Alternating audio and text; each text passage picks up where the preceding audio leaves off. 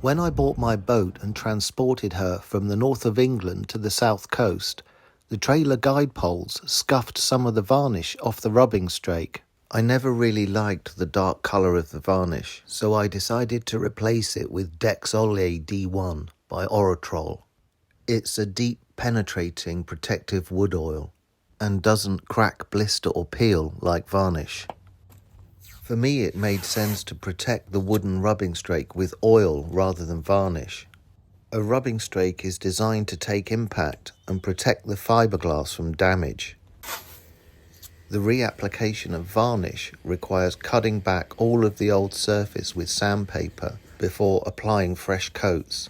It's much easier to reapply oil to a scuffed patch of wood.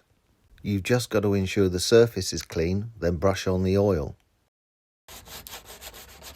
My first job was to remove the old brown varnish, which didn't really let the grain of the wood shine through.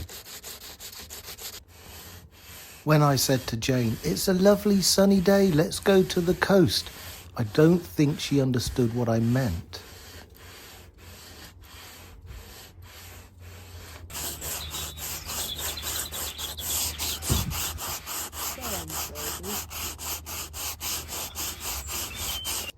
And I don't think she was very pleased. After cleaning the rubbing strake with alcohol, it was ready for the Deks Olje D1.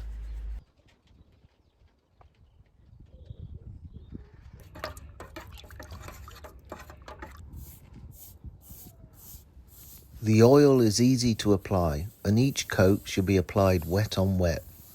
Don't let the surface dry out before applying the next coat.